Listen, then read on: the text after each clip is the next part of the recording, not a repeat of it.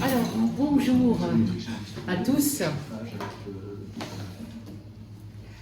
Alors voilà, donc je suis ravie d'inviter et d'avoir avec nous donc Sonia Zadig, qui est psychologue clinicienne, psychanalyste et écrivain. Alors elle m'a été présentée par Georges Bensoussan, qui est venu au CAFLA auparavant, je ne sais plus, ça fait déjà quelques mois. Et en échangeant avec Georges Bensoussan, on s'est rendu compte que, enfin il s'est rendu compte, puisque c'est lui qui connaît Sonia, que finalement on avait des points communs, mais qu'on ne se connaissait pas forcément. Et donc il nous a mis en contact, et j'ai lu ton parcours, et je me suis dit, effectivement, il faut absolument l'inviter au Café Laïque, parce qu'il nous faut des témoignages comme celui-là. En plus, c'est une professionnelle, mais elle parle aussi de son expérience. Alors, son expérience, donc tu es d'origine tunisienne, oui, exilée donc en France. Tu te bats pour la laïcité, tu te bats pour un féminisme dans les pays d'origine, ou en tout cas du pays musulman. Voilà. Et ici, donc, je vais te laisser la parole parce que voilà, je vais te laisser te présenter un peu plus toute ton expérience, ta trajectoire et puis ton ouvrage À corps perdu, que vous pouvez retrouver ici à la fin pour les dédicaces. Et donc, tu as écrit énormément d'ouvrages, pas mal d'articles aussi, qu'on peut retrouver sur son blog. Et il y a aussi un autre livre mais que je n'ai pas ici, qui s'appelle Confession d'une putain voilée. Je vais me le fournir parce que j'ai vu un peu le résumé et ça donne vraiment envie de le lire. Donc voilà, et là, dans Confession d'une putain voilée, ça parle de violence physique et morale, donc dans les textes sacrés, si j'ai bien compris. Et donc voilà, ça donne vraiment envie de le lire parce qu'on sent aussi, et c'est aussi pour ça que Georges d'ailleurs nous a fait rencontrer, c'est qu'on parlait des violences intrafamiliales au sein de la communauté maghrébine musulmane, qui sont souvent tues, cachées, puisque c'est un vrai tabou. En tout cas, on fait tout pour que ça ne se dise pas. Et ça pose vraiment problème dans nos sociétés, que ce soit dans les sociétés musulmanes, mais aussi dans nos sociétés ici actuellement, puisque les jeunes, évidemment, quand ils ne peuvent pas exprimer cette violence, il faut bien qu'à un moment ça sorte, et généralement ça sort, mais voilà, sur d'autres personnes, ils s'expriment par la violence, etc. Et donc on s'est dit qu'il fallait vraiment en parler pour que les gens puissent prendre conscience de cette problématique. Donc je vais maintenant te laisser la parole. Merci beaucoup. Bien, parfait. Merci beaucoup Anne de m'avoir invitée. Je suis même très honorée d'être dans ce lieu de résistance. C'est comme ça que je le vois. Alors, je partirai d'abord de ce livre, À corps perdu. Alors, pourquoi est-ce que j'ai écrit ce livre? Pourquoi maintenant? Donc, moi, ce que j'aimerais, c'est pas vraiment vous faire une conférence. Je n'ai pas de conférence à vous faire. C'est plutôt, j'ai quelque chose à vous dire, je crois. Pourquoi ce livre? Pourquoi maintenant? Et quel est vraiment mon propos dans ce livre? Et qu'est-ce que ça veut dire, À corps perdu? Je l'ai écrit parce qu'il y a eu, c'est des choses sur lesquelles je reviendrai tout à l'heure, hein, comme une urgence presque vitale pour moi. La Maison France brûle, ça brûle. Bon. Et donc, moi, j'ai voulu vraiment témoigner dans À corps perdu de mon expérience personnelle, mais pas que. Certains journalistes, Fadila, réduisent À corps perdu à tu racontes un peu ta vie, etc. Alors, oui et non. L'idée, c'est quand même de dire que moi, voilà, donc mon histoire, très très simplement, j'ai eu la chance d'avoir mon bac assez jeune, donc à 15 ans. Et donc, mes parents, enfin mon père m'a dit, tu vas pas nous fiche la honte là-bas. Mes parents étaient d'une classe assez bourgeoise, et donc il m'a dit, tu pars en France, tu vas faire tes études. Je me suis retrouvée donc à 15 ans, seule, libre, complètement affranchie de tout, et pourtant, j'avais pas de corps. J'avais pas cette liberté, je ne pouvais pas l'assumer en fait. Je n'ai pas été, j'ai été dressée à l'asservissement. J'ai été dressée, ils ont bien réussi du coup leur coup. Et quand je suis arrivée en France, j'étais libre, je ne pouvais rien faire de cette liberté-là. Et petit à petit, je raconte un petit peu ça, je reviens, je fais une psychanalyse, je deviens psychanalyste, je suis psychanalyste aujourd'hui. Je fais une très longue psychanalyse psychanalyse de 23 ans, parce que j'avais commencé à 16, 17, 18 ans à développer des angoisses massives. Je ne pouvais plus sortir de chez moi, j'avais l'impression que je ne pouvais plus vivre. En fin de compte, le signifiant de cette culture musulmane était rentré à l'intérieur de mon corps. Bon. Moi, je parle beaucoup du corps. Je vais vous expliquer pourquoi je parle du corps. Parce que malgré le fait que je n'ai pas été dans une famille qui m'avait imposé ni le voile, ni le mariage forcé, mon père, en tout cas, était de culture musulmane. Il se disait homme éclairé à l'extérieur. À l'intérieur de la maison, et ça je l'explique, se passait une toute autre histoire, une toute autre culture. C'est-à-dire qu'à un moment, voir sa fille grandir, devenir femme, c'était absolument insupportable. Et donc il y avait des violences et physiques et morales énormes, morales et physiques, une violence catastrophique. Et je me suis retrouvée à répéter la même chose, dans ma vie personnelle, à épouser mon premier mari, un homme extrêmement violent. Et alors tout ça, c'est vraiment pas pour raconter ma vie in extenso, c'est pas important, c'est pas intéressant. J'ai passé 23 ans sur le divan à raconter ça, c'est pour dire attention, l'islam c'est pas qu'une religion, c'est une culture. Mon histoire est intéressante dans ce sens-là, c'est-à-dire que ce n'est pas le dogme religieux, mais c'est un bruit, c'est une chanson, c'est quelque chose comme ça où moi je considère que l'islam, avant tout, est un vadémécum, c'est un prêt-à-porter qui vous apprend comment parler, comment vous habiller, comment vous marier, comment, voilà. Et ça, c'est quelque chose dont il c'est très difficile en tout cas pour moi, ça a été de me défaire de tout ça, quoi. Et à corps perdu, pourquoi? Parce que j'aime la France à corps perdu. Donc c'est aussi quelque chose d'une déclaration d'amour, je pense, à mon pays d'accueil, au pays qui m'a tout donné, la France. Et aujourd'hui, quand je dis la Maison France brûle, on voit bien quand même dans le discours de tous les jours quelque chose de l'islam qui s'est déjà installé dans ce pays, et que la laïcité, et ma foi, c'est quelque chose qu'il faut taire maintenant. C'est quelque chose d'extrêmement complexe. Donc, dans ce que je vais vous dire, donc mon axe principal, moi, c'est la femme. Je suis une féministe, je crois que je l'ai toujours été depuis peut-être, depuis l'âge de peut-être 4-5 ans, où ça a commencé, où je fréquentais avec ma nounou les hammams. J'allais chaque semaine dans les hammams et j'écoutais en fait ces femmes, je regardais ces femmes, j'étais fascinée, etc. Et je m'étais rendu compte que finalement, elles étaient dressées. Encore une fois, j'utilise ce terme à bon escient, dressées pour un autre. C'est-à-dire que tout le discours, c'était pour attraper, comme elles disent, un mari, pour faire plaisir au mari, ou pour devenir mère. Et très très vite, je m'étais rendu compte, et ça je le raconte aussi, que mes cousines, qui étaient pour moi, j'avais une grande différence d'âge avec elles, étaient si belles, qui ressemblaient à des sirènes, juste après le mariage, peut-être 1 an après, elles devenaient des boules de gras et de chagrin.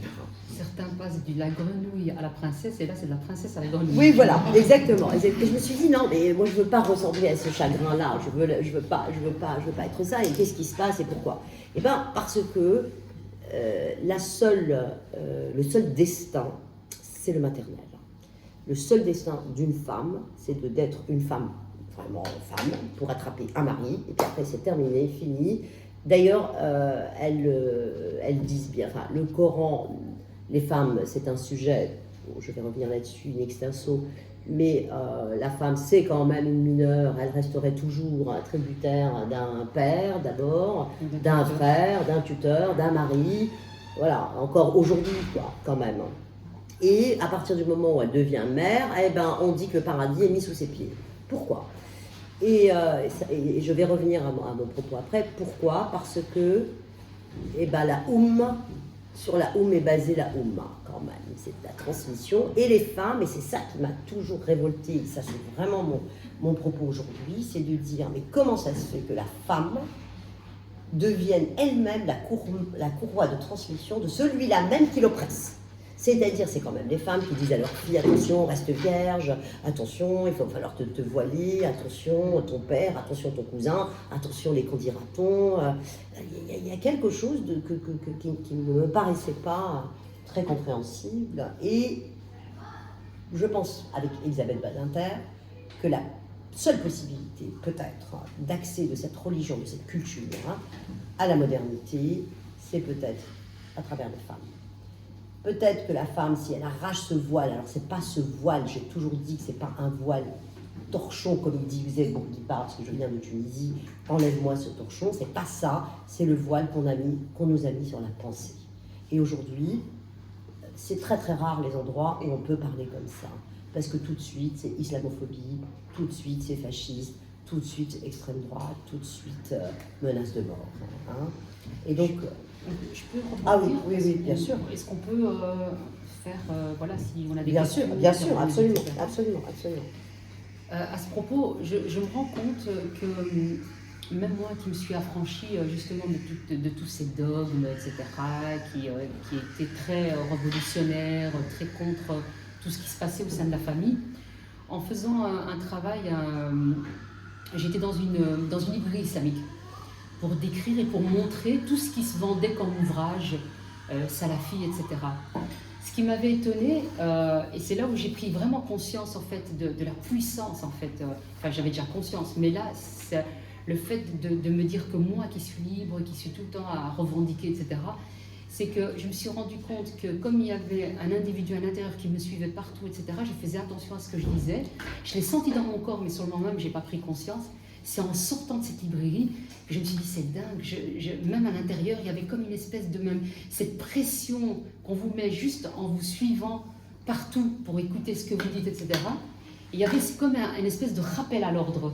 Et c'était vraiment de l'ordre de l'inconscience. Alors, exactement. Et ça, c'était il y a 3 ans. Ouais. Donc je me suis dit, quand même, à 45 ans, arriver là, c'est... Justement, c'est-à-dire au-delà du féminisme, au-delà du féminin, au-delà du combat qui est le mien et qui le sera jusqu'au dernier souffle, là, c'est quand même, moi je m'étais intéressée, et c'est ce que tu dis exactement, au corps.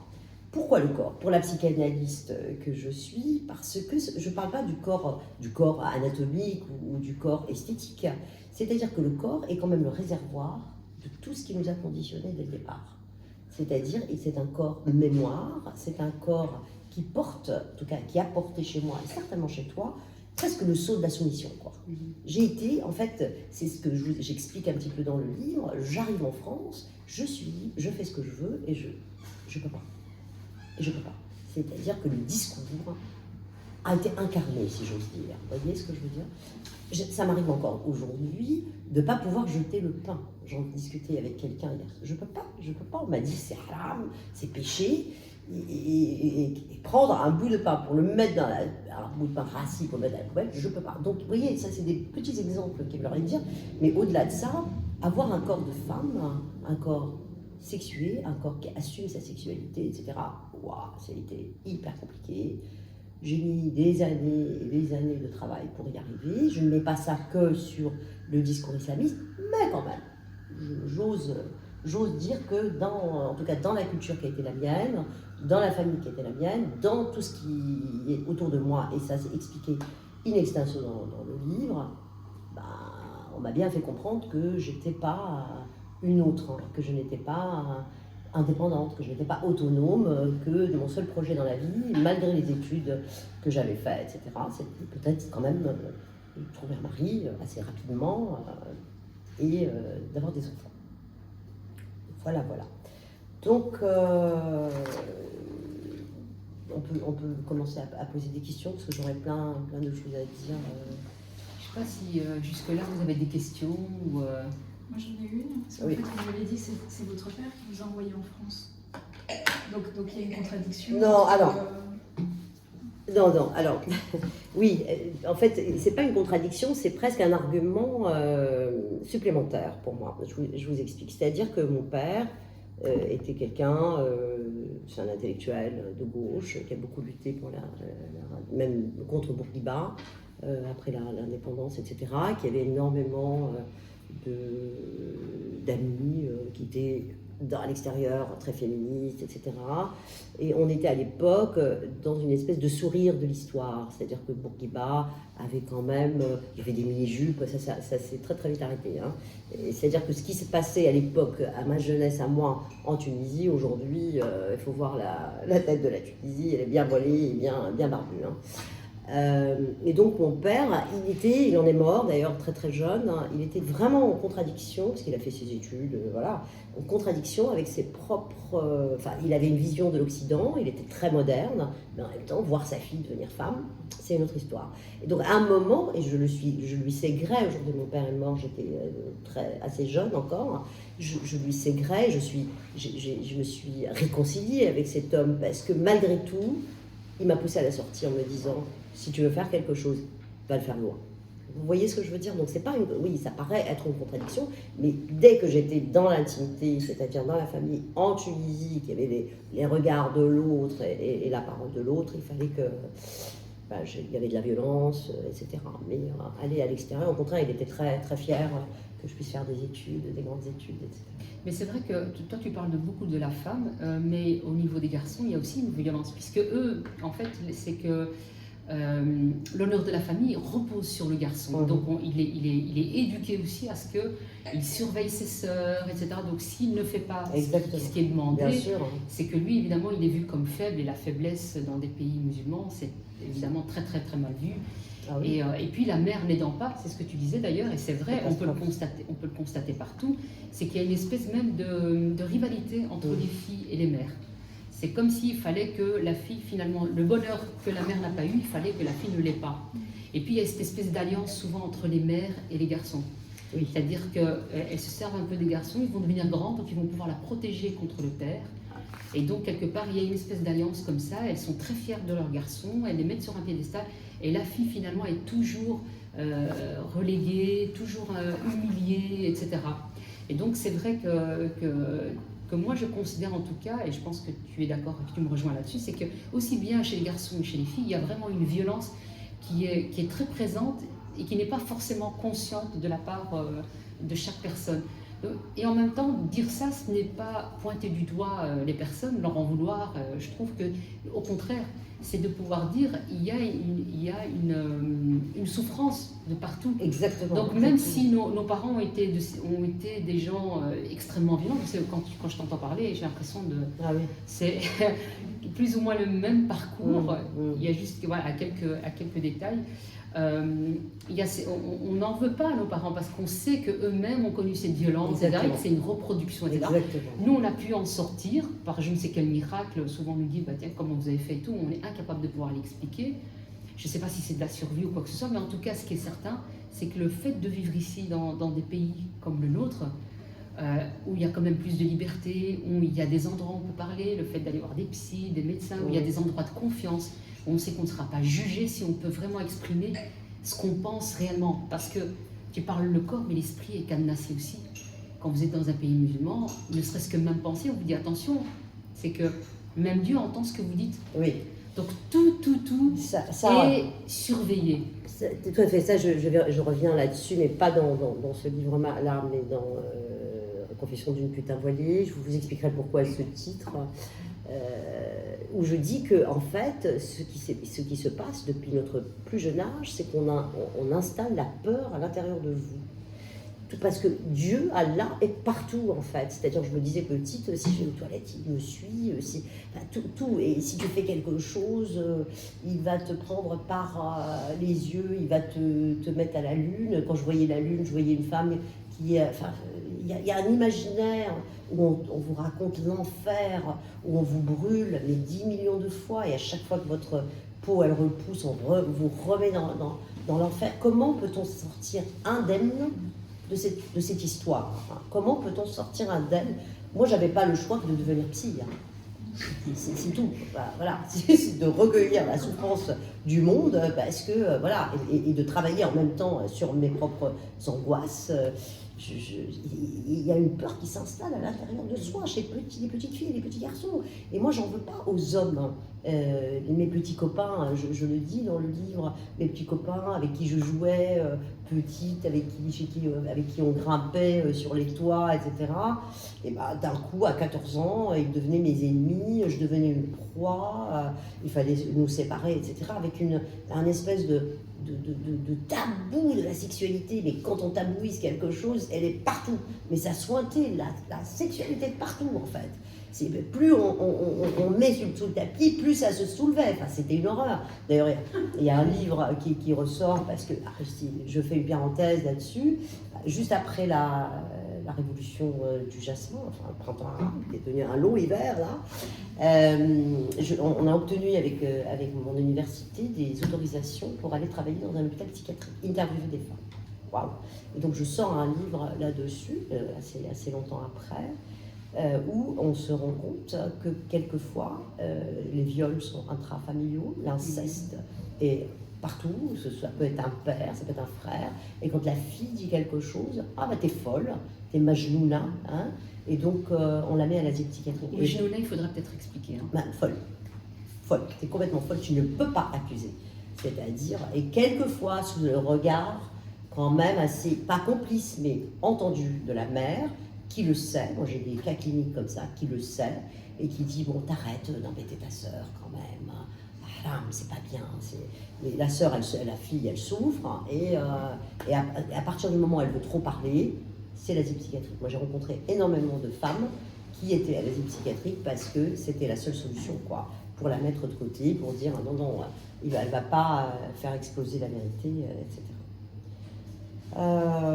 Pourquoi j'ai parlé de ça? Oui, par rapport justement à ce que tu disais, femmes et garçons. Moi je sais qu'en Tunisie par exemple, bon, c'est un pays quand même très avant-gardiste, ça ne l'est plus aujourd'hui. Je dirais un mot à la fin parce que c'est très compliqué ce qui se passe aujourd'hui. Et j'ai vu hier soir des personnes qui étaient vraiment bien installées, des journalistes, etc. en Tunisie, qui ont pris pour 30 ans de prison comme ça d'une manière aléatoire et qui sont aujourd'hui exilés en France sans rien, voilà, c'est catastrophique ce qui se passe en Tunisie. Mais en tout cas, ce que je peux vous dire, c'est que l'histoire de l'émancipation des femmes, l'histoire de l'avant-garde, aujourd'hui, c'est plus possible. C'est plus possible. Les frères musulmans sont installés absolument partout et aujourd'hui, il n'y a plus, aucun espoir. Là-bas, sauf qu'en France aussi, quand je dis la maison brûle, hein, il y a des choses qui se passent aujourd'hui, vous le savez tous, où nos libertés sont petit à petit grignotées, en tout cas notre liberté de penser, ma liberté de dire j'ai quitté l'islam, je suis apostat, et je le dis publiquement, ma tête est mise à prix, mon sang est complètement licite, hein, je suis halal pour le coup. Là, non, quoi. Et donc, on essaye tous un peu de faire de la résistance, d'aller dans des associations, de faire des conférences, d'écrire des livres. Et on est beaucoup censuré aussi en France parce que tout le monde a peur. Et puis voilà, de dire, mais le seul rempart, parce que moi, je ne suis pas contre les religions. Hein. Je ne suis pas contre les religions. Moi, je suis pour la religion à la maison. Je suis pour la religion, tu pratiques ce que tu veux, tu crois en ce que tu veux. C'est ça la laïcité, c'est pas contre les religions. Mais tu ne l'imposes pas aux autres. Mais je l'impose absolument à personne. Je l'impose absolument à personne. Moi, j'ai le droit aussi de dire que je ne crois pas. Enfin, ma croyance, c'est de ne pas croire. Ah non, j'ai pas le droit. Parce que si vous voulez, ce qu'il faut savoir aussi, c'est que le monde entier, parce que là, l'islam, et Brague en parle très bien, l'islam, c'est quoi avant tout? Le miracle de l'islam. Le miracle de l'islam, c'est un miracle linguistique, c'est le Coran lui-même, c'est-à-dire que Dieu lui-même a parlé. Et quand Dieu parle, est-ce qu'on peut contredire? Quand Dieu dit « voilez-vous », c'est « voilez-vous ». On ne peut pas discuter. On discute peut-être le voile, il est court, il est transparent, il est noir, il est blanc, mais on ne discute pas. Quand il dit « saisissez-les et tuez-les » par rapport aux gens comme moi qui ont quitté l'islam dans lequel je n'ai jamais vraiment été, mais bon, apparemment, je suis née musulmane, donc je devrais le rester, eh bien, je deviens tuable. Voilà, c'est un nouveau mot, ça. Bon. Et donc, le problème avec l'islam, parce que beaucoup de gens me disent, mais dans le judaïsme, c'est pareil, mais dans le christianisme, les femmes... Oui, d'accord, mais en fait, aujourd'hui, l'islam, c'est quand même la seule religion qui tue, voilà, première chose. Et secondo, le texte est ininterprétable, puisque Dieu a parlé, on ne peut pas, on peut... Le fait qu'il soit incréé. Il soit incréé, donc on ne peut pas vraiment... il y a eu des tentatives comme ça de lumière, il n'y a pas eu l'islam pour moi des lumières, il y a eu des tentatives comme ça qui ont été... qui ont tourné court, qui ont été avortées. Voilà. Donc c'est ça la problématique qu'on rencontre aujourd'hui, c'est qu'ils sont dans le vrai, ils sont dans la vérité. Ils sont dans la vérité, nous sommes dans le faux. Et ils en sont absolument convaincus. Et en fait, il y a aussi, je parlais tout à l'heure de misère. La Tunisie que je connais bien, que je suis de très près, parce que moi j'ai plus le droit d'aller en Tunisie. J'ai plus le droit de sentir la Méditerranée. C'est fini, moi je rentre là-bas, il y a une tombe qui m'attend. C'est clair, c'est dit, c'est net. Voilà. Qu'est-ce qui se passe lorsque les gens n'ont plus de liberté d'expression, lorsque les gens n'ont plus de quoi manger? Qu'est-ce qui se passe? C'est pour ça que l'islamisme en Tunisie, parce que c'est le terreau de l'islamisme, c'est quoi? C'est la misère en fait, hein. La misère des corps, la misère de l'esprit, etc. Donc qu'est-ce qu'on fait? L'islam, qu'est-ce qu'il présente? Il présente un au-delà sublime, un paradis avec des houris de partout. Pour les hommes, bien sûr, encore une fois, parce que les femmes, on leur promet même pas, on leur promet quoi là-bas? Une chasteté renouvelée, en fait. Hein. Et qu'elles vont retrouver leur mari. Alors là, ça dépend. Je me rappelle, il y en a qui disent ah non, s'il vous plaît, non. Alors je préfère en profiter ici. Oui, absolument. Et donc, quand on n'a absolument rien dans l'ici-bas et que on vous dit que la femme, c'est la figure du Tchétan, du diable, parce que les femmes dénudées, elles vont quand même enlever votre piété. Il ne faut pas les regarder, donc voiler les femmes. Pourquoi on voile les femmes?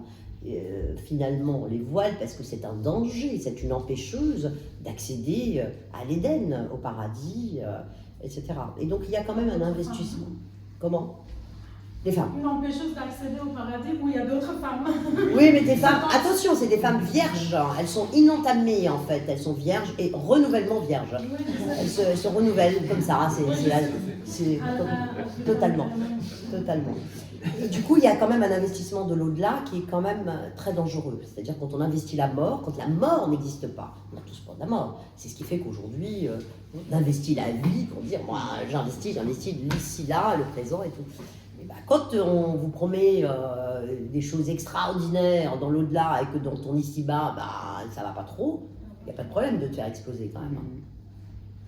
C'est ça en fait. C'est surtout le fait que quand vous n'avez pas pu réaliser vos rêves, quand on vous a détruit de l'intérieur, quand vous n'êtes pas heureux, finalement, qu'est-ce qui reste pour résister à part espérer qu'il y a un autre monde où on peut refaire sa vie, où on vous promet que tout est réalisable, etc.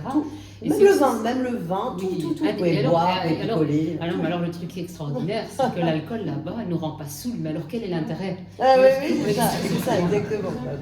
Ah oui, non. Oui, ça s'appelle jus de raisin, mais bon, on le précise pas. J'ai pas lu ça. Ah oui. Tu ne te saoules pas, tu peux boire du vin indéfiniment, on a des ruisseaux de vin, mais ça ne saoule pas. Elle me dit, mais c'est justement ça qu'on recherche quand même quand on prend un petit verre. Donc voilà, le propos, c'est de dire que méfions-nous quand même de l'idée que voilà, c'est parce qu'on vit dans une famille qui nous a oppressés, etc. Moi, ma famille, elle ne m'a pas du tout oppressée sur la religion, en tout cas. Et pourtant, mon corps, il était perdu. Alors, on me le dit très souvent dans les interviews. Alors, vous l'avez retrouvé, votre corps? Oui, mon capitaine. Mais au bout de beaucoup de travail et c'est presque une autre peau qu'il fallait arracher, quoi. Hein. Je dis dans le livre que le voile, il m'a été cousu sur la peau, en fait. On m'a voilé, vous voyez, c'est hyper compliqué d'opposer toujours la Oumma, nous et les autres, hein, les koufars, les mécréants. Nous, c'est la Oumma, c'est la fine fleur de l'univers, puisque l'islam, en tout cas le prophète, c'est le sceau des prophètes, et l'islam est la vérité. Et toutes les autres religions ont plagié, ont volé. Jésus a complètement oublié d'annoncer la venue du prophète. Adam et Ève connaissaient déjà le prophète et sa famille. Enfin, tout est... C'est un cercle parfait. Hein.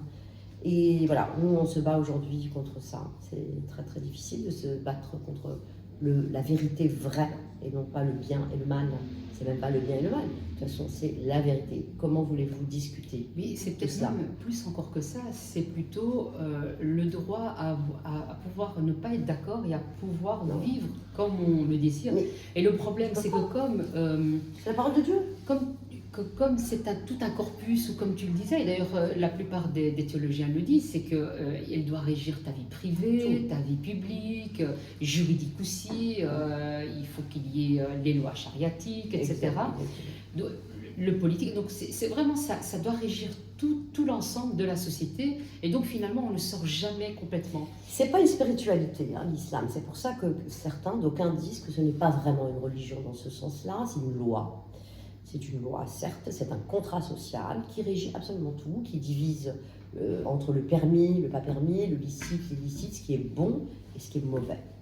Et pourquoi les autres ne peuvent pas? Parce qu'à partir du moment où Dieu a dit que c'est comme ça, comment pouvez-vous contredire? Et donc ils y croient, mais ils y croient vraiment à fond, à mort en fait. Hein. Donc que nous sommes des mécréantes, en plus des femmes, c'est hyper compliqué. Comment une femme peut prendre la parole et dire des choses comme ça?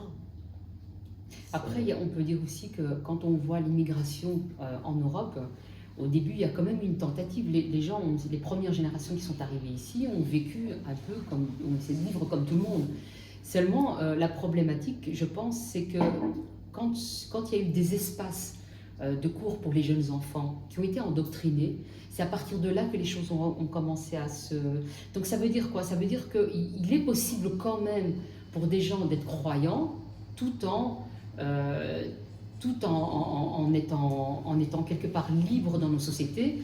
Mais je pense que nos sociétés ici, en France, en Belgique, n'ont pas pris la chose, enfin, n'ont pas compris ce qui se passait, les enjeux pour pouvoir vraiment mettre des limites, un cadre et des limites. À un moment donné, de rappeler et de dire ici, nous sommes dans un pays laïque, nous sommes dans des pays laïques, le religieux reste chez vous, etc. Et je pense que c'est à partir de là, en fait, que finalement, les choses ont commencé petit à petit à progresser dans le mauvais sens. Oui.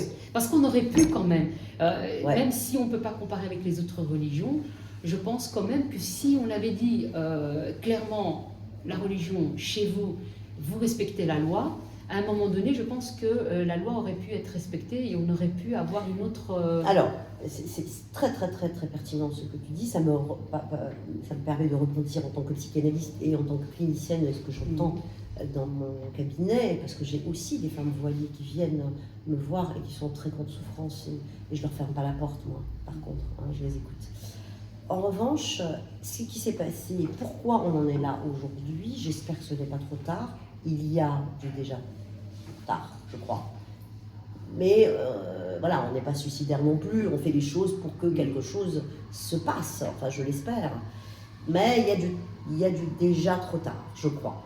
Bon, qu'est-ce qui s'est passé? C'est que il y a un virage anthropologique quand même dans les sociétés occidentales. Nous sommes dans une société un peu qu'on appelle un peu des générations liquides, où l'identité est quelque chose de un petit peu... Voilà, les gens souffrent un peu de ça, et la famille a beaucoup explosé. En tout cas, je parle pour la France et sûrement dans tout l'Occident. La faillite de la parole du père, la loi, la façon dont on éduque les enfants, la place de l'école, les profs, avant c'était quand même des personnes. Il y a comme ça dans une espèce de vide, un vide ontologique sur lequel l'islam, c'est pas que l'islam soit une religion très forte ou très spirituelle qui attirerait les gens, etc. C'est que sur ce vide-là, eh bien l'islam peut arriver et faire collision avec ce vide-là anthropologique et le remplir. Est-ce qu'on voit énormément de conversions de nos jeunes? J'en ai dans mon cabinet qui viennent me dire, mais en fait, il y a une solidarité énorme, en effet, je peux le dire, de mon frère, où est-ce frère, et tout, comment t'es mon frère, et puis on te dit, parce que t'es perdu en tant qu'adolescent, ce qu'il faut que tu fasses. Voilà, tu fais tes prières, c'est très facile de rentrer en islam, c'est 2 phrases à dire, c'est pas comme des autres religions, hein. Et donc on sait qu'il y a un projet politique derrière, que ça n'a jamais été autre chose depuis toujours qu'un projet politique d'islamiser le monde, et c'est tout. Et aujourd'hui, ils sont en train d'arriver, parce que nous, en Occident, on n'a rien à proposer en face, quoi. Et en France, on a ce beau concept de la laïcité, et je pense que si on arrive à avoir moins peur, hein, à arrêter cette lâcheté que nous avons tous, hein, enfin que beaucoup ont, y compris dans les médias, etc., et que la liberté de penser et la liberté d'expression s'usent si on ne l'utilise pas, et que nous, des gens comme nous, eh ben, on court après, voilà, on galère quand même pas mal, passez-moi l'expression, pour en dire quelque chose, et que je ne sais pas si on est entendu, je l'espère, et la laïcité, c'est notre seul recours, quoi, le seul. En tout cas, ce qui est intéressant, et c'est vrai que le livre de Florence Bergeau-Blaclair, donc Le frérisme et ses réseaux, fait pas mal bouger en ce moment. On en parle partout en France et dans le reste d'ailleurs, même en Europe et outre-mer. On en parle de plus en plus parce que je pense qu'elle a vraiment... En fait, on sait qu'elle a touché quelque chose de sensible parce que les frères musulmans sortent vraiment. Et quand ils sortent, croyez-moi, c'est qu'ils se sentent en danger parce que sinon ils ne sortent pas du tout. Oui. Ils savent que leur cause est acquise en Occident, qu'ils sont bien avancés. Quand il y a des attentats, ils arrivent toujours à récupérer la chose en leur faveur, etc. On en a déjà parlé ici. Mais c'est vrai que là, le fait qu'elle explique leur méthodologie, leur fonctionnement, leur plan, leur visée, etc., leur projet, fait que nous, ça nous permettrait de comprendre leur fonctionnement et du coup, ça nous permettrait de donner une réponse. Donc, essayer de les arrêter. Et je pense que c'est ça aussi qui leur fait un peu peur. C'est-à-dire qu'à partir du moment où elles donnent les clés de compréhension, les politiques seront un peu plus armés aussi, parce que je pense qu'il y a aussi une méconnaissance. Mais ça ne viendra pas du politique, ça deviendra vraiment du citoyen. Exactement. Et c'est pour ça qu'il faut vraiment que les citoyens comprennent ce à quoi on a affaire, pour qu'ils ne se culpabilisent pas, puisqu'on culpabilise quand même énormément les Occidentaux en leur disant bah, vous êtes islamophobe, vous êtes raciste, vous pensez ceci, etc.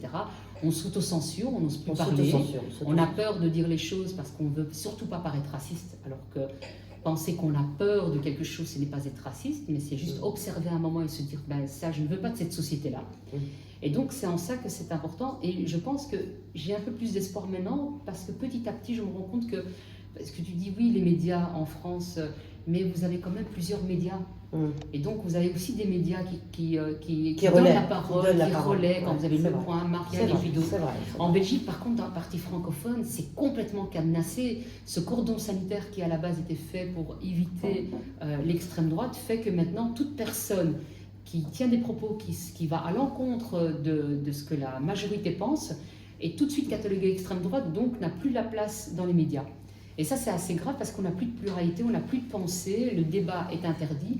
Et c'est aussi pour ça qu'on avait créé le Café Laïque, c'est pour ramener un débat ici, dans la partie en tout cas francophone, et de pouvoir aussi ramener des intellectuels, des penseurs. Bien sûr. Trois choses importantes. C'est d'abord l'acceptation de l'altérité par...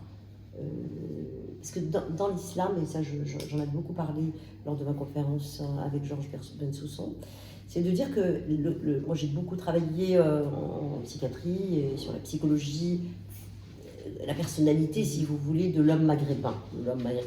Voilà. Et il se trouve que dans cette Oumma, parce que quand on parle de Oumma, c'est vraiment une entité presque corporelle. Hein. C'est-à-dire on se tient tous au chaud, comme ça, les uns contre les autres. Et le moi, l'individualité, le sujet, c'est très très compliqué. C'est extrêmement compliqué. C'est vraiment ça qui est important dans mon livre, c'est de dire j'ai eu du mal à me faire auteur de ma vie. Et pourtant je pouvais. Mais comment? Je n'avais pas les moyens, on ne m'avait pas donné comment être sujet, je ne savais pas comment être libre. Ça va aussi... parce qu'on ne m'a jamais appris ce que c'est que l'altérité. On ne m'a jamais appris à accepter la différence. C'est toujours nous, les pieux, et les autres homosexuels. Si vous saviez ce que j'entendais petite sur les homosexuels, si vous saviez ce que j'entendais sur les juifs, sur les kofards, enfin c'est tout ce qui est mécréant, c'est tout ce qui est différent. L'islam déteste la différence et aime la mêmeté. C'est ça le problème, c'est que rentrez, si vous sortez, on vous tue. Rentrez dans ce cercle-là, dans cette oumma-là, mais vous n'avez pas le droit d'être différent. Parce que dans leur concept des choses, le monde entier est musulman. Vous étiez musulman jusqu'à ce que vos parents vous corrompent, par exemple. On considère qu'un enfant qu'on trouve à adopter est un enfant, par exemple, c'est écrit dans la Sunna, un enfant qui a été abandonné est de facto musulman. Et tout le monde devrait l'être. Abraham était musulman. Donc c'est vraiment quelque chose comme ça de fermé. Donc accepter la différence, accepter et la civilité. C'est-à-dire la séparation du civil et du religieux, quoi. Enfin, on ne demande pas plus la séparation du civil et du religieux. À ce propos, je te donnerai la parole, il y a une association en Belgique qui a été créée pour placer les enfants qui sont placés par le juge, les passer en famille. Donc il y a une association qui s'est créée, une association créée par des femmes musulmanes. Leur idée à la base, c'était que quand le juge veut placer un enfant musulman, d'office il soit placé dans une famille musulmane pour qu'il puisse être éduqué de manière musulmane, pour qu'il ne soit pas ensuite influencé par une famille, on va dire, qui n'est pas musulmane. Donc ça, c'était leur crainte. Et il y a des juges qui, parce que bon, il manque des places, donc forcément, là ils se sont dit, une institution, enfin, qu'il y a des familles qui accueillent, c'est formidable. Et donc on peut voir comme ça tous ces enfants finalement qui sont placés dans des familles musulmanes et qui sont éduqués toujours à l'islam. Mais c'est complètement discriminant. Enfin, d'abord, c'est discriminant. Ça fait aussi qu'on oppose et qu'on dit, finalement, il y a deux éducations différentes aussi. Donc, il y en a une qui est meilleure que l'autre. Meilleure. Et puis là, elles se sont ouvertes. Donc, c'est-à-dire qu'elles peuvent recevoir aussi des enfants qui ne sont pas musulmans et qu'on peut placer dans des familles musulmanes. Ça, c'est financé par la Fédération wallonie-bruxelles, quand même. Et justement, pour continuer un petit peu sur la structure, parce que je connais quand même le monde arabo-musulman de l'intérieur, la censure est un élément presque constitutif de la structure sociale de la société arabo-musulmane. C'est-à-dire qu'on est enchaîné de facto, tout début, enchaîné au dogme, enchaîné au clan, enchaîné à la famille, enchaîné aux voisins, enchaîné. On est enchaîné, il n'y a pas de possibilité de s'exprimer librement et de dire les choses. C'est-à-dire le sujet tel que moi je le conçois en tant que psychanalyste, est une abstraction.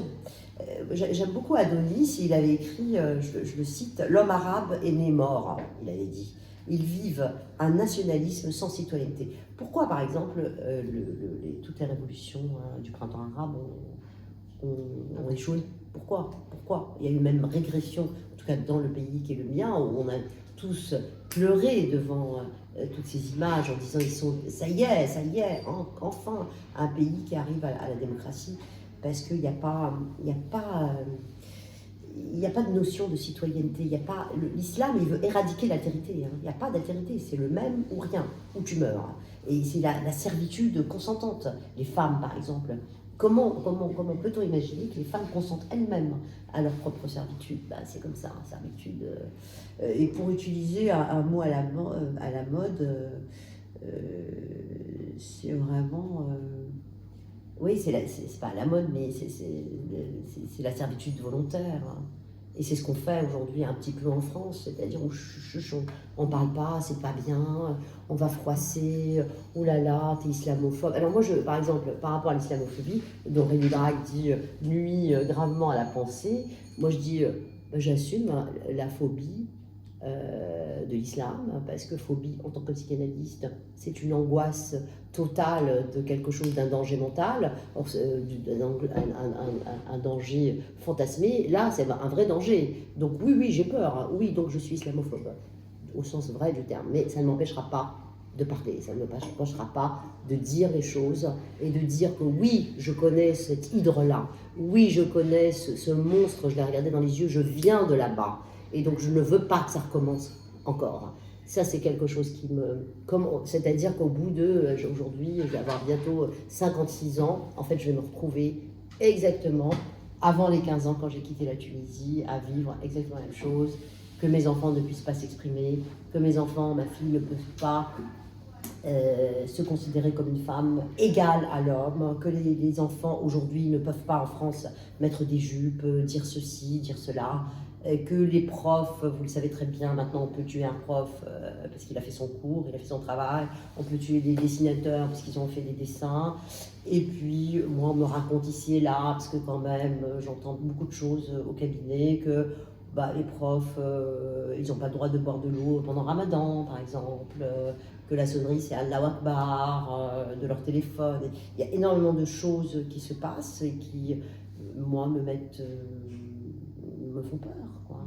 Me font peur et de dire, comment peut-on vivre ensemble, comment peut-on ramenons la religion là où elle appartient, ramenons-la à l'intime. On a tous le droit à une spiritualité, on a tous le droit à nos croyances, mais on ne peut pas imposer à l'autre ses propres croyances, quoi.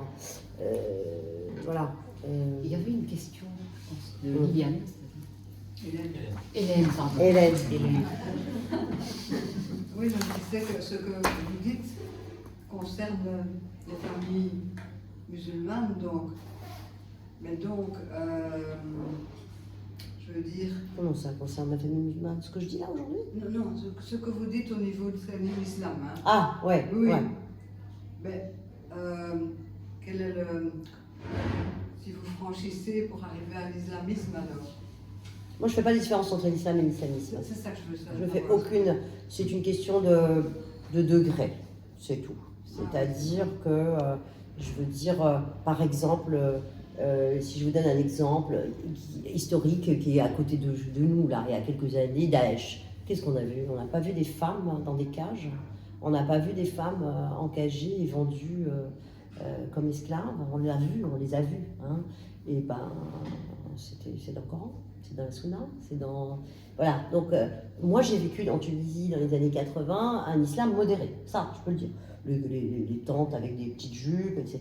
C'était un petit peu ce qu'on appelait Ennada, c'est pas Ennada au sens, c'est le renouveau, si vous voulez, de l'islam, ou peut-être à l'époque on aurait pu espérer quelque chose de la modernité ou de l'entrée de la modernité de l'islam. Et donc, qu'est-ce que je voulais dire? Islamisme. Et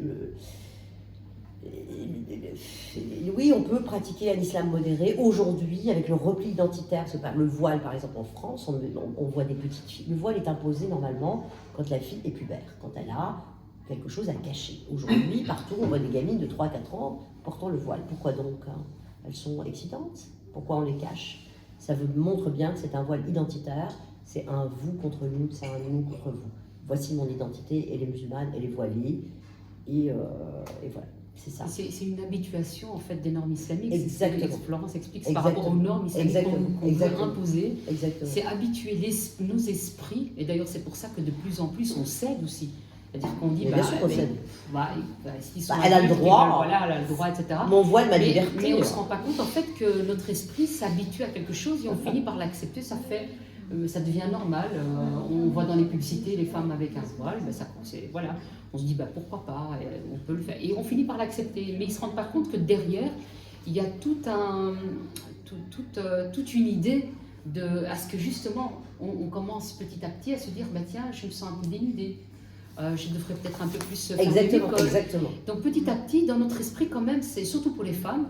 Ah oui, mais si elle est pudique, parce que c'est ça aussi qui se joue. Elle est pudique. Mais moi je suis du coup impudique, donc peut-être que je devrais faire un petit effort, porter le voile, mais petit à petit c'est ce qui se passe. Exactement. Et donc finalement, pour les enfants, c'est un peu ça l'idée, c'est aussi de dire, on va les habituer, parce que d'ailleurs ils le disent, certains imams 2.0, quand on les voit sur internet, sur TikTok, etc., ils disent voilez les filles plus petites pour qu'elles puissent s'habituer, comme ça plus tard, à l'adolescence, vous n'aurez pas de problème à l'imposer, elles ne vont pas commencer à avoir leur crise, etc. Mais il y a quand même le cas turc qui reste quand même très intéressant et très problématique, parce que l'État turc est un État laïque. Il est resté totalement démocratique. Il a un enseignement qui est quand même relativement ouvert. Hein, et malgré tout ce qui s'est passé, une économie catastrophique, une inflation incontrôlée, une politique monétaire et économique aberrante, un tremblement de terre qui a tué des milliers de personnes, en jouant sur, et dont tous les pronostics le donnaient perdant, Erdogan a gagné en jouant la carte islamiste. Bien sûr. Et on se demande comment, dans toutes les circonstances, ça a encore pu marcher. Et ça a déjoué tous les pronostics d'ailleurs. Bien sûr. Ce coup-ci, il est perdant, parce que tout va contre lui. Et pourtant, les réseaux sociaux, bon, bien sûr, les communications publiques étaient muselées par Erdogan, mais enfin, il y avait une communication qui circulait. Le maire d'Ankara et le maire d'Istanbul sont dans l'opposition, donc maîtrisent les canaux de communication quand même sur place, et ça n'a pas marché. Et dimanche, ça ne marchera pas.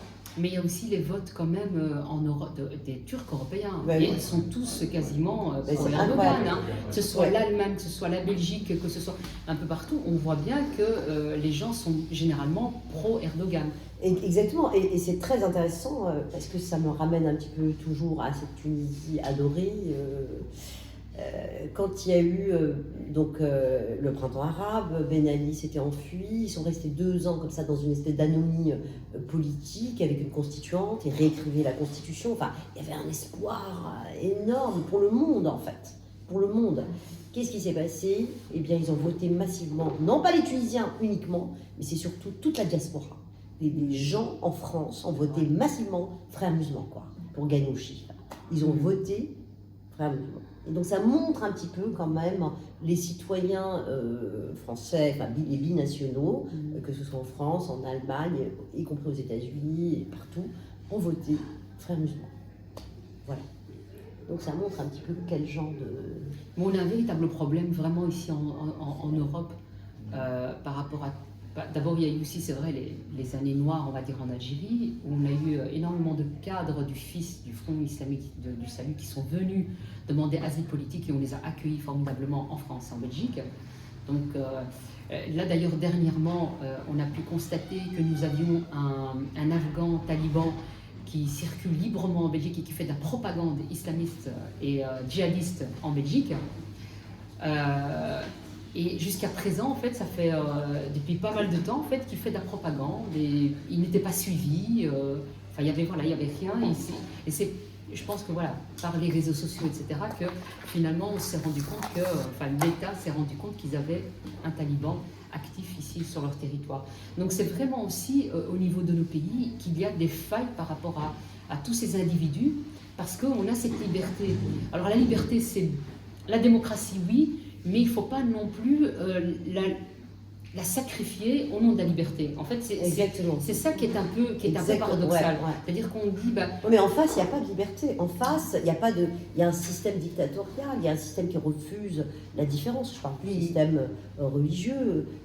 Il n'y a pas de différence dans ce système-là. Et c'est ça le problème. Il faut remettre en question tous les fondements de ce système qui s'oppose radicalement à la liberté. Eux, ils s'opposent à la liberté, mais nous, on accepte leur liberté de nous prendre notre liberté. C'est là que ça ne va pas, quoi. La liberté de l'être, hein, c'est-à-dire, j'adore utiliser cette métaphore de Lévinas, le visage de l'autre m'oblige.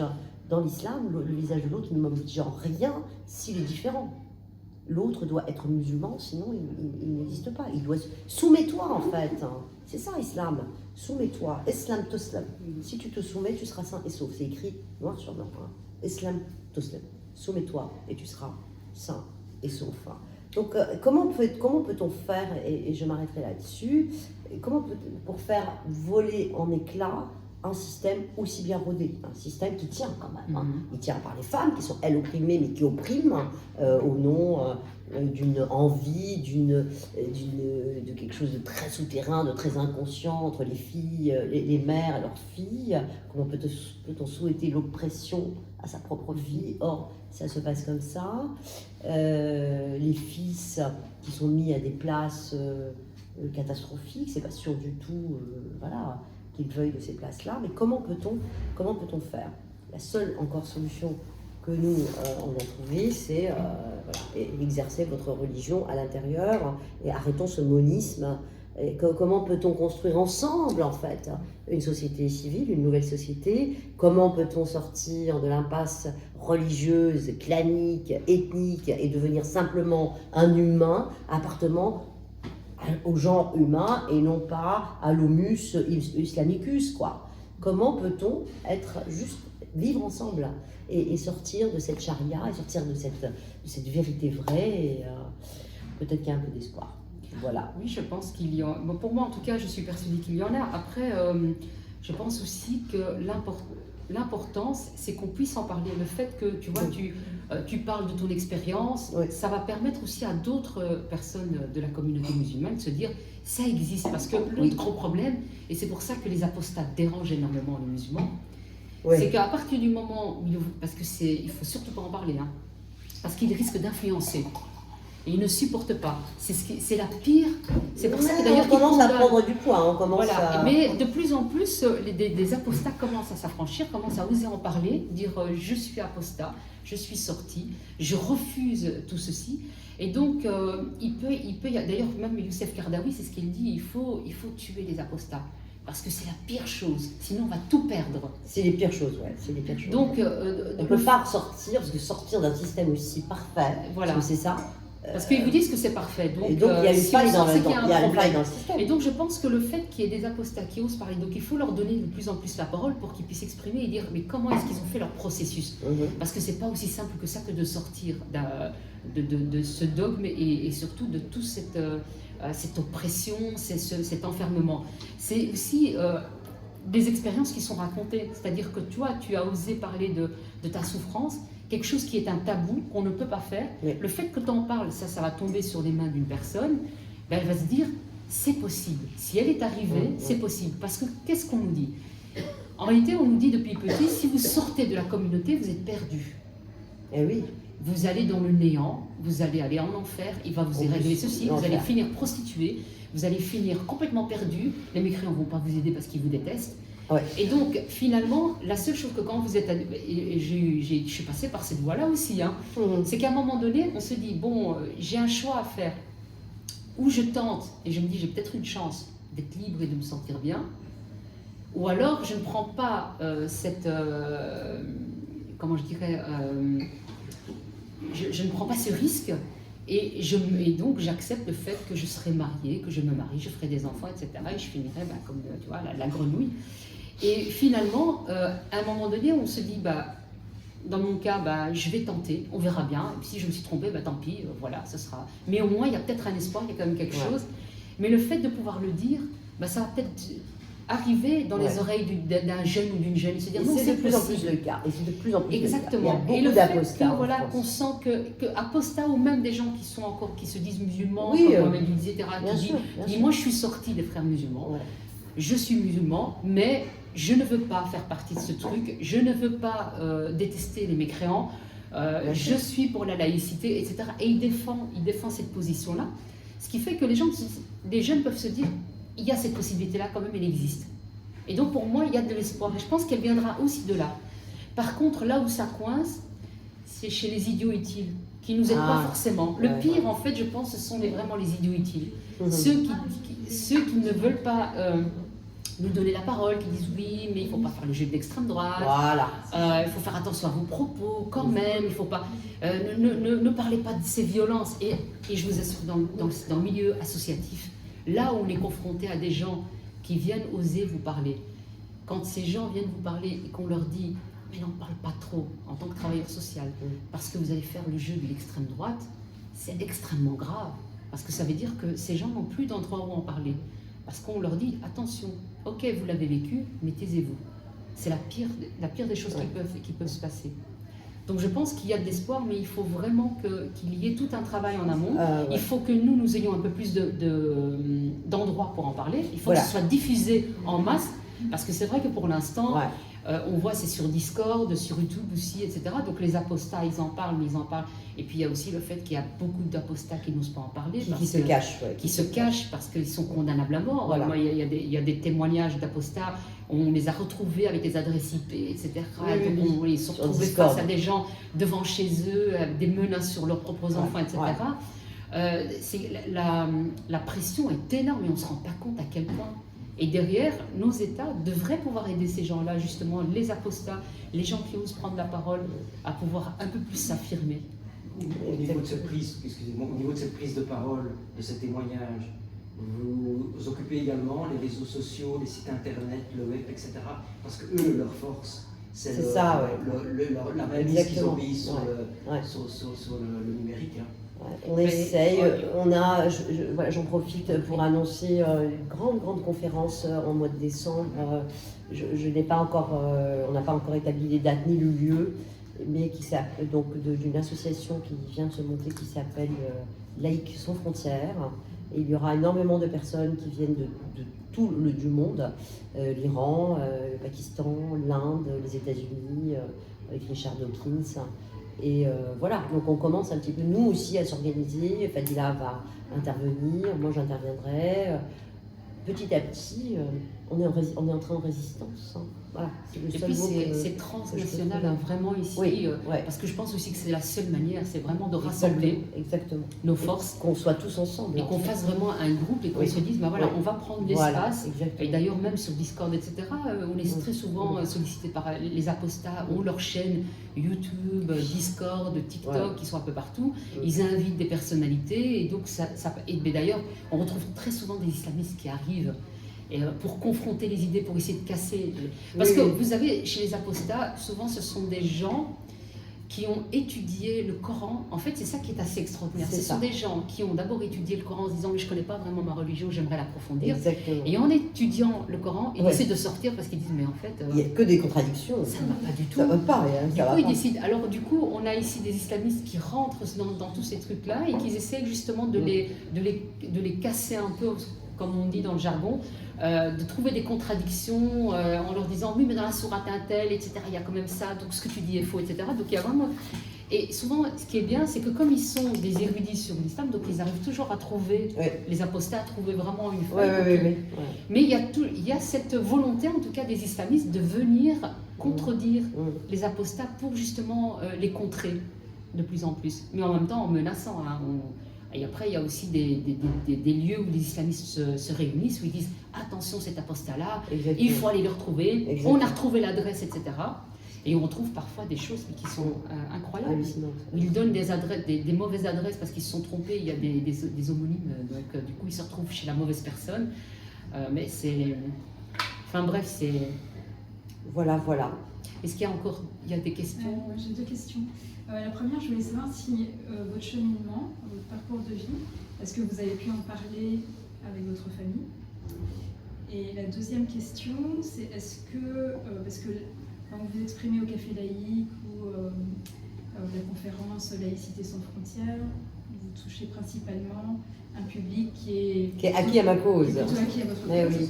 Donc est-ce que vous avez, au sein de l'association, il y a des jeunes filles voilées, des écoles pour toucher des adolescents qui sont peut-être majorité musulmane pour expliquer et avoir des discussions et des échanges avec eux?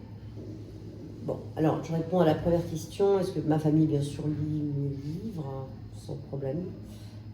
C'est compliqué d'afficher les choses et de dire les choses, mais c'est ma liberté et je la prends.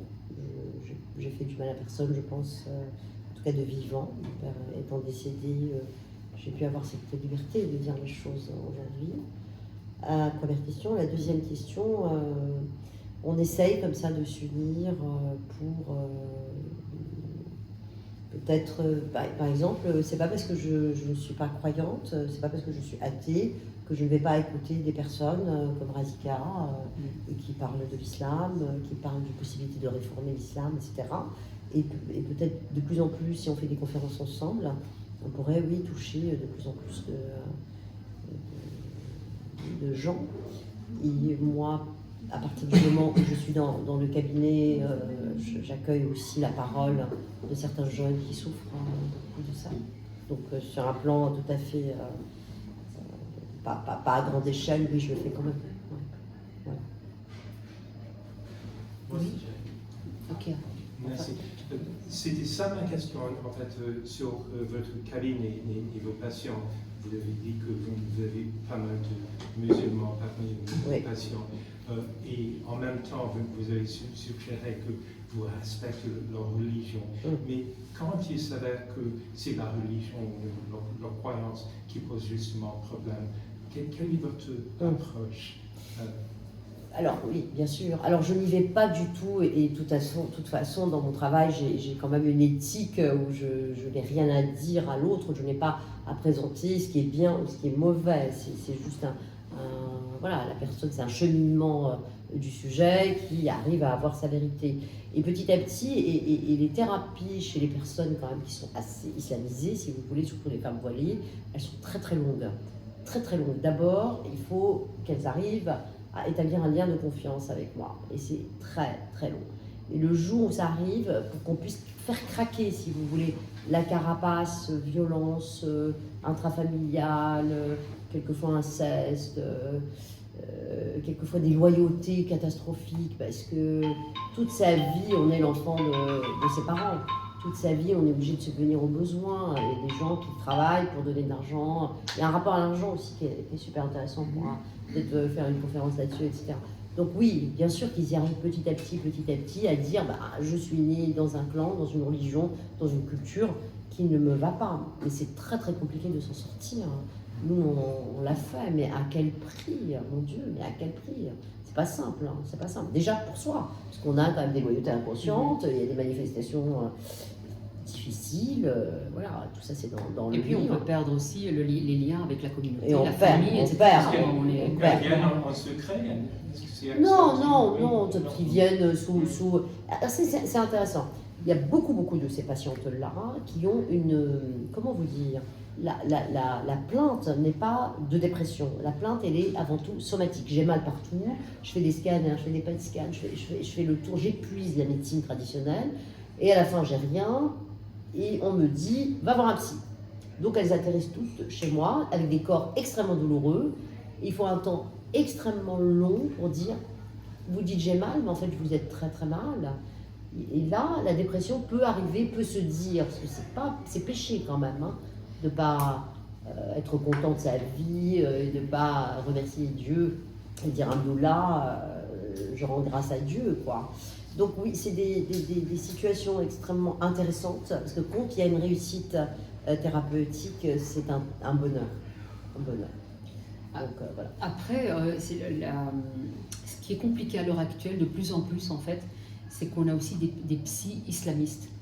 C'est-à-dire que vous avez des psys, on en connaît quelques-uns ici, quelques-unes en Belgique, et qui en plus sont censés faire de la déradicalisation. Ah ouais. Et ils sont payés par nos États, hein, et ils servent vraiment de référent à l'État belge.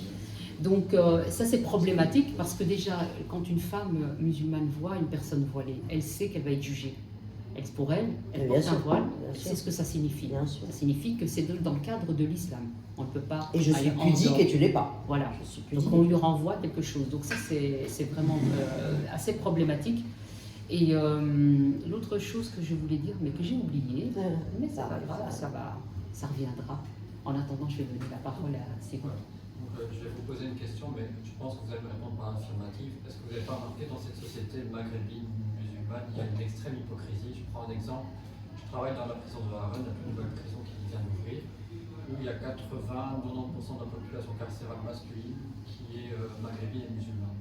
On le voit, ils font quasiment tous le ramadan, la prison est limite à l'arrêt. Et toutes les semaines, on se prend des détenus en rapport homosexuel.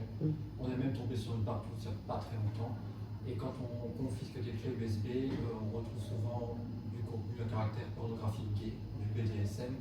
Donc c'est quand même des sociétés très restrictives et au final, on aperçoit tout l'inverse. Exactement. Exactement. Freud avait une très belle expression qui disait le désir s'accentue avec le refus. Voilà. Plus on dit à un petit garçon, une petite fille, non, c'est pas bien, tu fais pas, il faut pas que tu manges ça, plus on en veut. Hein. Et donc c'est tout à fait d'ailleurs normal, je dirais même pas que c'est de l'hypocrisie. L'hypocrisie elle est religieuse hein, et pas du tout intrinsèque parce que les hommes peut-être qu'ils aiment d'autres hommes et alors, sauf que dans la religion c'est impossible. Donc eux ils pratiquent ça et ils doivent être dans un dilemme, dans des paradoxes intimes, je voudrais pas être à leur place. Hein. Mais c'est pas uniquement une question d'hypocrisie, c'est la religion qui est hypocrite, c'est la religion qui impose des choses pour moi contre nature, c'est pas l'homosexualité contre nature, c'est plutôt la religion.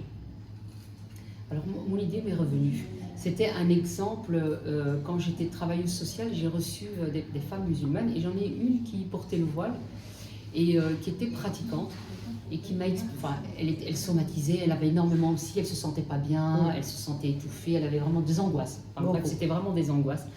Et à un moment, elle me disait, ah mais moi comme je vois que tu t'appelles Maroufi, peut-être que voilà, tu crois peut-être aux possessions, etc. Et je pense que je suis possédée. Et la première chose, c'est que certains pourraient rigoler et dire, ah mais non, c'est de la bêtise, etc. Moi j'ai préféré prendre une autre approche. Se dire, ok, t'es possédé, qu'est-ce qui te fait dire ça, pourquoi est-ce que tu penses ça, etc. Et elle m'explique les symptômes, etc. Et je lui dis, ah, et ta famille, qu'est-ce qu'elle en pense? Ah, ma famille a dit que oui, j'étais possédée. Je lui dis, vous avez fait quoi? On m'a emmené chez un imam, on m'a fait un exorcisme. Je dis, et comment tu te sens maintenant? Elle me dit, ah, mais je suis toujours mal. Je dis, ok, bah écoute, puisque tu as déjà essayé l'exorcisme, est-ce que tu veux pas essayer un psy? Parce que peut-être qu'il faudrait peut-être essayer par ce chemin-là. Et finalement, elle a accepté. Bon, au début, elle voulait que moi je fasse la psy, ce que je n'étais pas. Donc je lui ai dit, écoute, ce serait bien d'aller voir un professionnel. Donc j'ai pu la rediriger. Mais c'est vrai que c'est par ce biais-là qu'on peut petit à petit, sans d'abord ni les insulter, ni les se moquer, ni les contraindre ou quoi que ce soit, mais petit à petit, avec des suggestions comme ça, les amener petit à petit à autre chose en fait. Et elle finit par accepter. Et on a vraiment pu décortiquer énormément de choses, des secrets de famille très lourdes.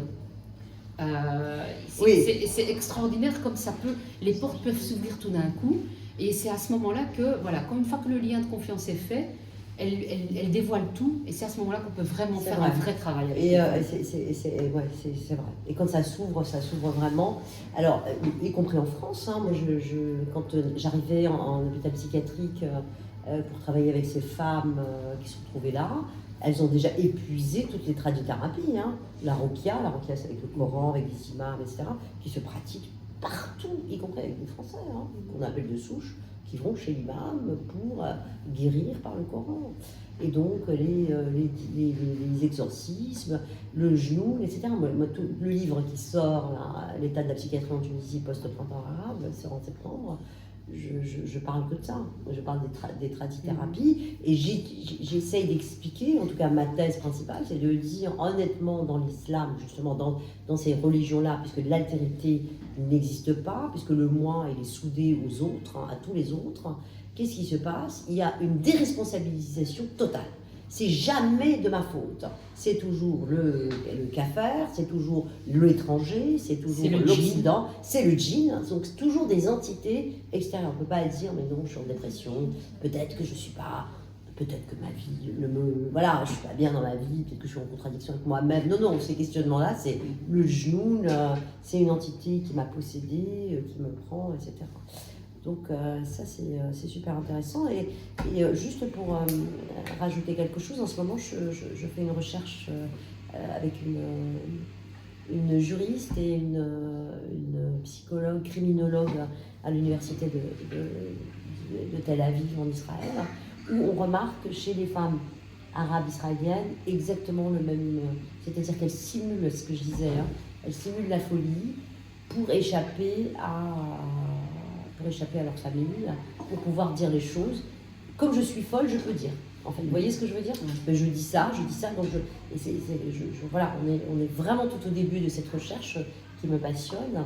Et comment elles font pour vraiment que la famille arrête de leur dire mais non, tu vas pas aller à l'hôpital, tu vas pas aller chez le psy. Et bien ça c'est intéressant par rapport au corps, elles se déshabillent, elles se déchirent les vêtements, elles sortent à poil, et là, ah purée, elle est folle. Elle est folle. Du coup, l'hôpital psychiatrique, elle gagne comme ça, et par le corps, parce que je montre mon corps. Voilà. J'ai eu un cas aussi de suivi psychiatrique, où j'avais une dame avec...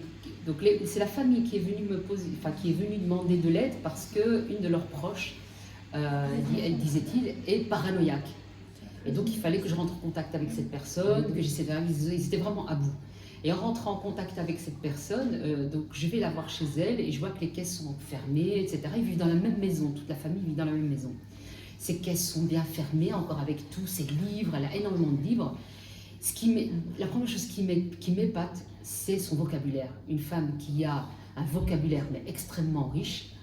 Intellectuellement, elle me parle de Marx, elle me parle des philosophes, de Nietzsche, elle les a tous lus, clairement. Et je me suis dit, c'est quand même incroyable que cette femme est brillante.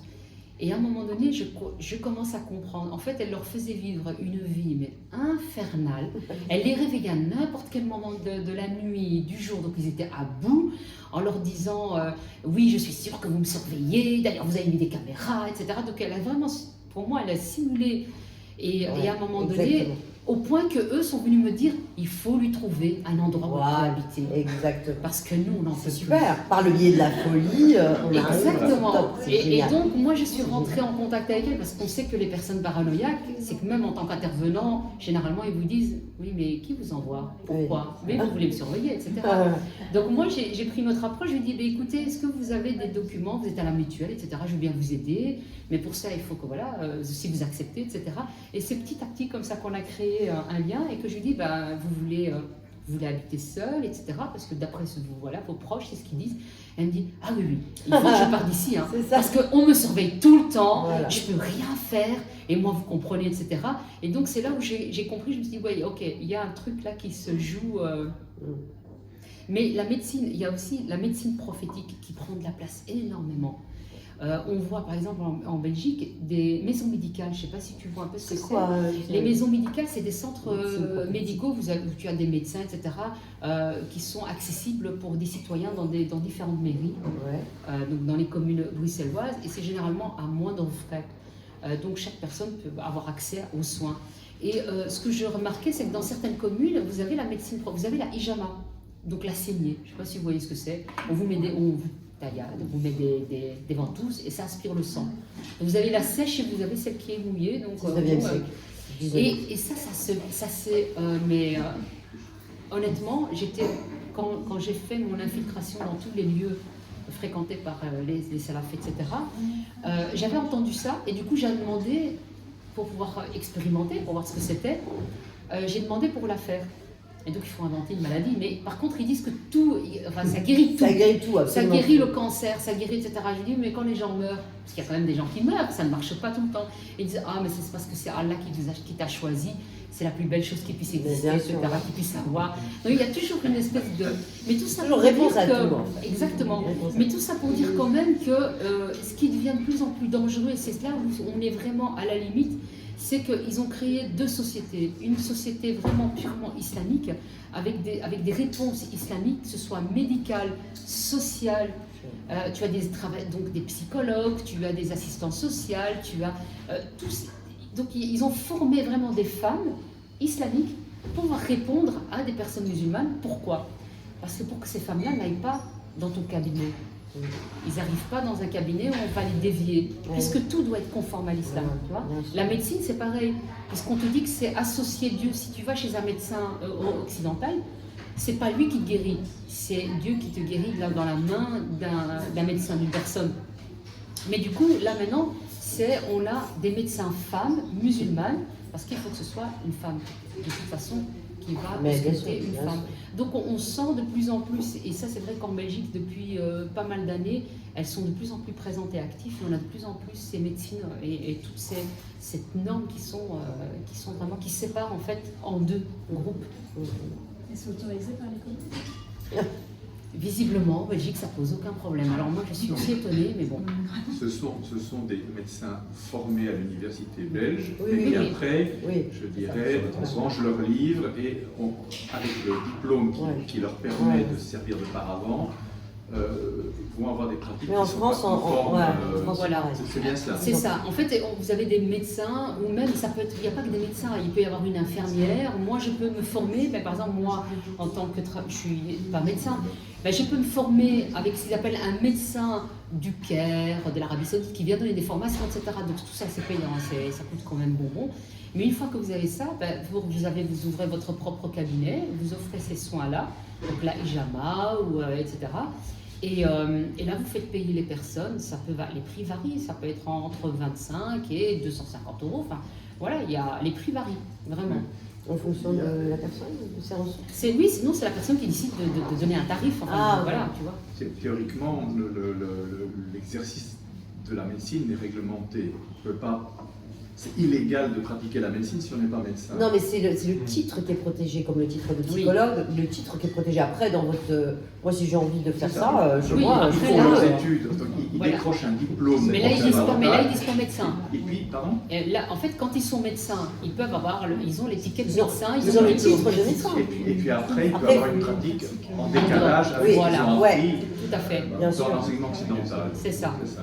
Donc, moi, par exemple, j'ai vu une femme médecin qui, c'est encore une fois, c'était un lieu loué par la commune, très célèbre de Belgique, du monde entier, par évidemment ses activités, on va dire. Voilà.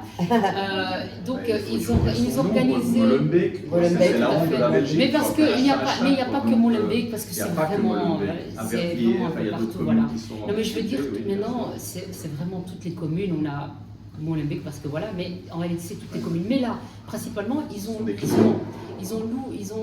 prêté, c'est même pas loué, prêté une salle immense où c'était une après-midi où les femmes pouvaient venir présenter ce qu'elles faisaient. Donc c'était une après-midi avec des stands on vend des bijoux, on vend de la réflexologie, etc.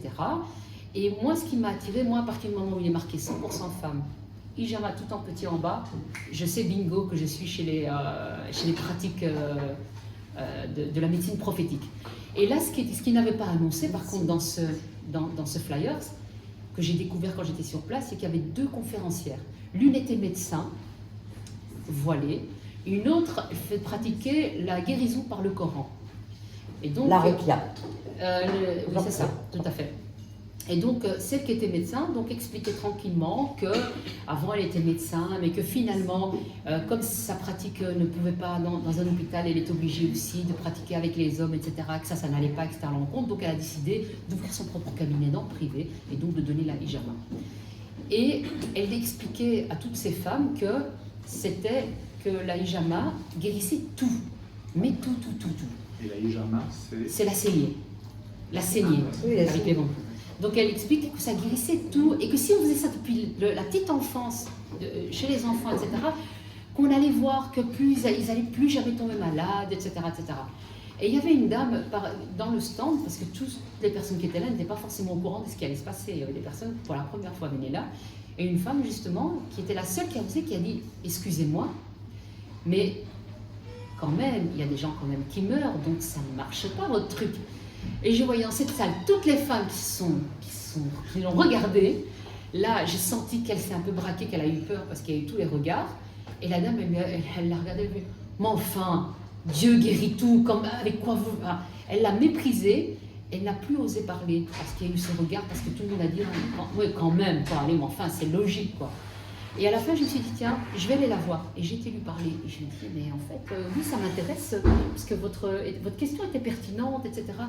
Elle m'a dit, écoutez, moi je suis venue avec mon adolescent, j'ai eu peur, j'ai pas trop insisté. C'est la première fois que je viens ici, mais ce sera la dernière fois, parce que je ne suis pas du tout dans ce truc, etc. Elle, non. Mais c'est ça que le génie aussi des frères musulmans et de tous ces groupes, c'est que tout le monde est la bienvenue. Que vous soyez croyant ou pas croyant, vous pouvez venir, parce que de toute façon, petit à petit, on va dire, mais vous savez, chez nous, mais c'est ouvert, c'est la paix, nanana, etc. Mais petit à petit, c'est pas tout de suite, on vous dit, ah, mais attention, il y a l'appel à la prière, portez le voile, ce serait bien de le porter, par respect pour notre culture, et ainsi de suite. Petit à petit, en fait, on vous amène. Et ils ont l'éternité pour vous convaincre. Et vous vous dites, mais c'est vrai qu'après tout, elle est sympa, elle m'a accueilli, elle m'a donné des macroutes, etc. Elle m'a invité pour le ramadan. C'est quand même sympa quand même de me ramener. Et petit à petit, en fait, elle crée du lien. Ce que nous, on fait quelque part pour créer les confiances, elles le font aussi dans l'autre sens. Donc vous avez de la sympathie, vous créez une amitié, et c'est comme ça. Et puis, le moment où elle sent une fragilité en vous, parce que vous savez, on a tous des moments où on perd un travail, ça ne va pas avec nos familles, etc. Et à ce moment-là, elles sont à l'écoute et elles vous disent, ah, ça ne va pas avec votre mère, mais qu'est-ce qui se passe? Et là, elles deviennent maternantes, et petit à petit, vous vous sentez plus fragile. Donc, et c'est comme ça qu'on, petit à petit, en fait, on vous tire dans la toile. C'est un mécanisme sectaire? Ah, complètement, c'est quoi? C'est un endoctrinement. C'est vraiment un endoctrinement, une organisation sectaire. Natacha?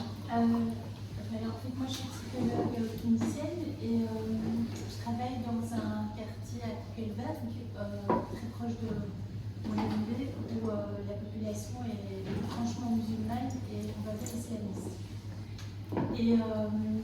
Et a changé. À un moment donné, a basculé vers un mélange socialiste avec, je sais plus, enfin, ils se sont mis ensemble pour faire tomber l'ENR, qui est plutôt de droite en Belgique. Et là, en fait,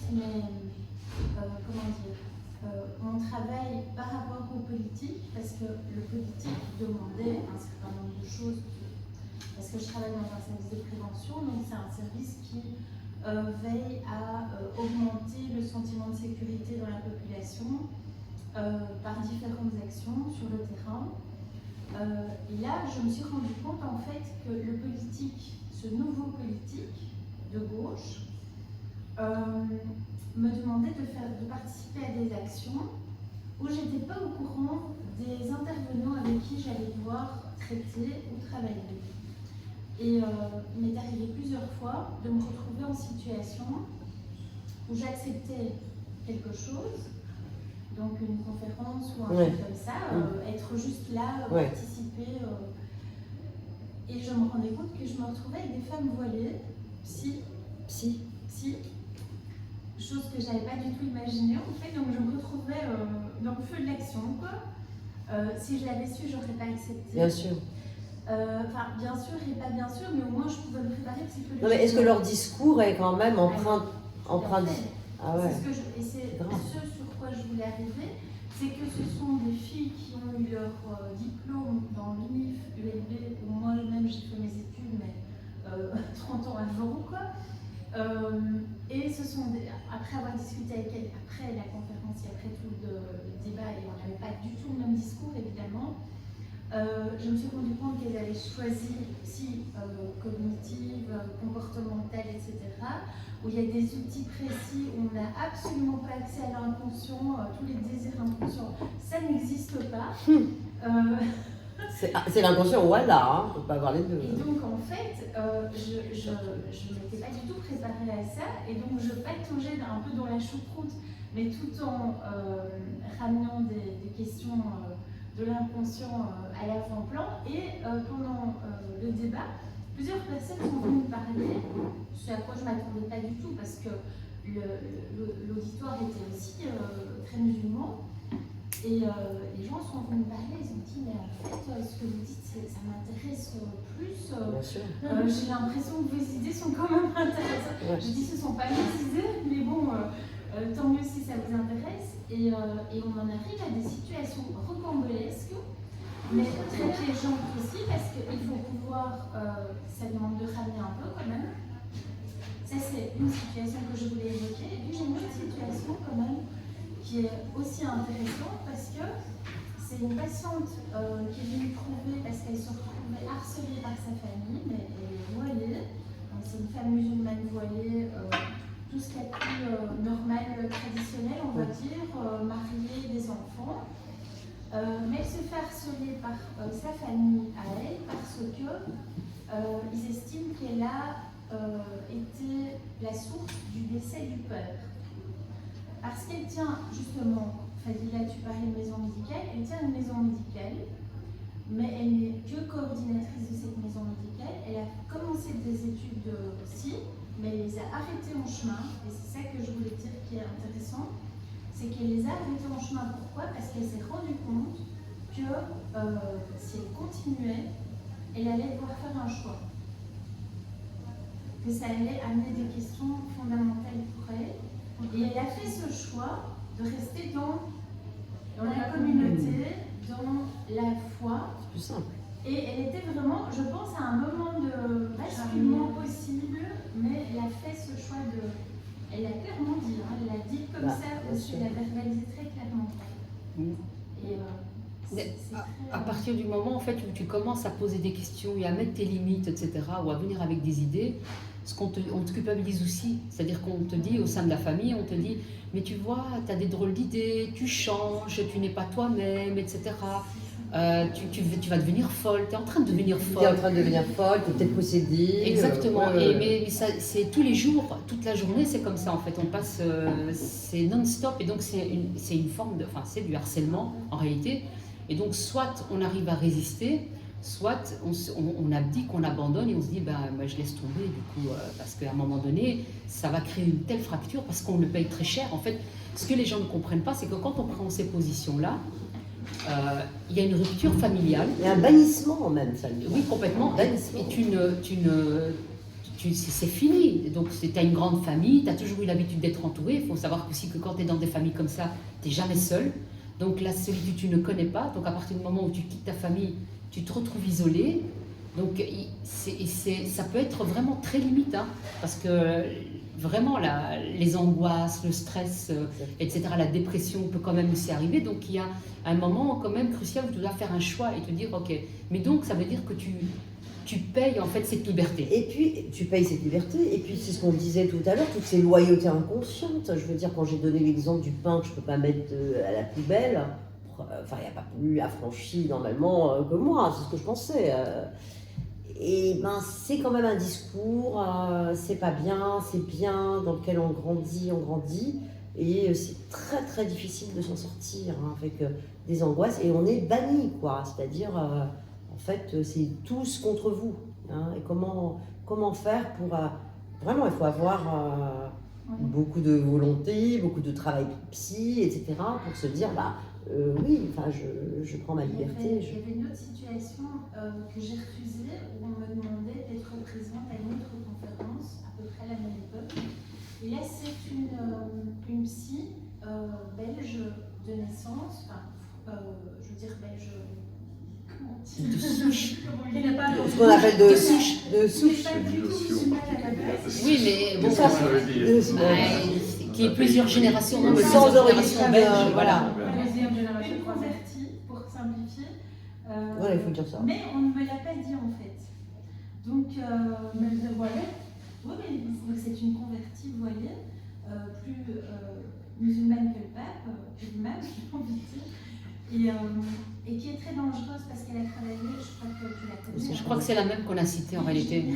Oui, tout à fait. Non, mais elles sont plus dangereuses, les convertis sont plus dangereuses. Et donc, en fait, cette personne, si elle n'aurait fait qu'une bouchée de moi, hein, elle était beaucoup plus dangereuse que les deux autres avec qui j'ai débattu après, avant.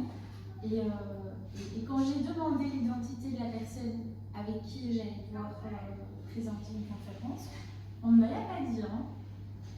On a changé de prénom, quoi.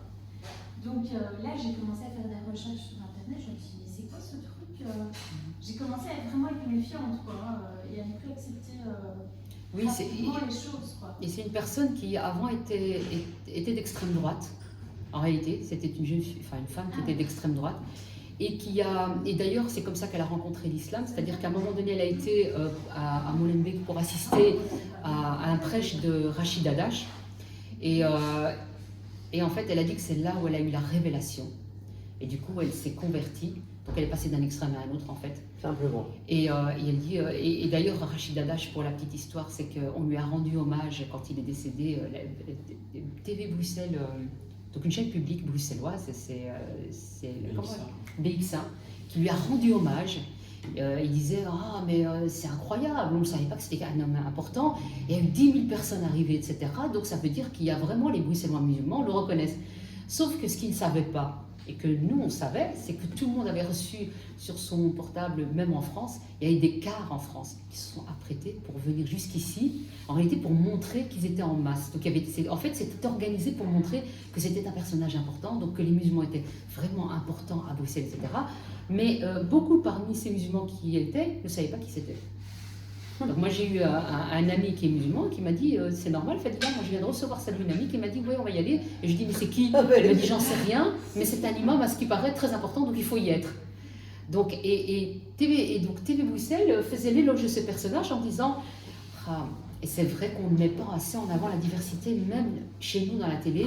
On va d'ailleurs, pour comprendre cette communauté, on va recruter des journalistes issus de la diversité, ce qui veut dire musulmans. Et d'ailleurs, ils ont des islamistes aussi dans leur...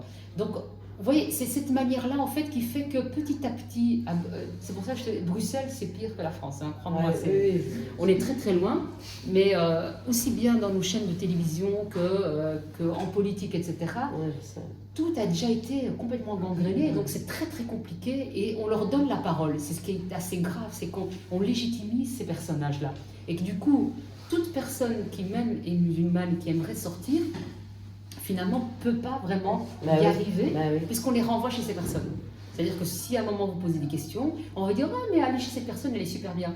Je vous conseille cette psychologue, elle est musulmane comme vous allez voir, ça va être super, elle fait du très bon travail. D'ailleurs, elle travaille avec le centre pour la déradicalisation, etc. etc. » Elle dit « Mais elle nourrit le radicalisme. » C'est ça, exactement ça. Donc on est déjà en terre d'islam ici. Ah, c'est le califat bruxellois. Moi, je l'appelle en tout cas Bruxelles Califat, et je pense que, franchement, j'exagère pas, honnêtement.